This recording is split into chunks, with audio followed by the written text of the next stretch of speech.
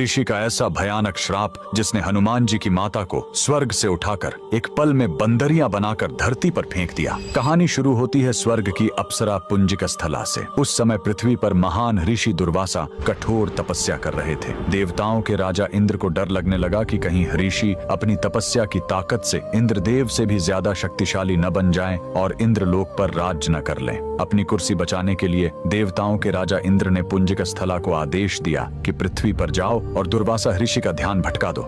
इंद्र के आदेश पर वह ऋषि के आश्रम गई और उनकी तपस्या में बाधा डालने लगी।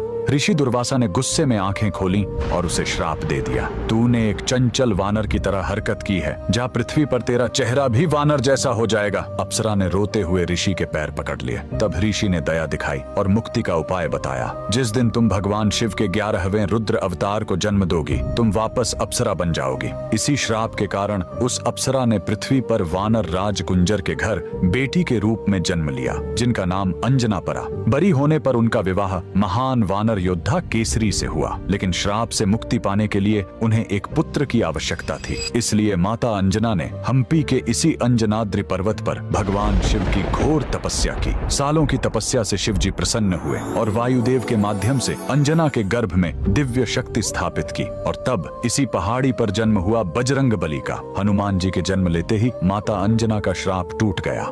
आज कर्नाटक के हम्पी में स्थित यह अंजनाद्रि पर्वत इस पूरी घटना के गवाह है। 575 सीढ़ियां चढ़कर आज भी भक्त उस पवित्र जन्म स्थान के दर्शन करने आते हैं। पवन पुत्र हनुमान के लिए कमेंट्स में जय बजरंगबली जरूर लिखें।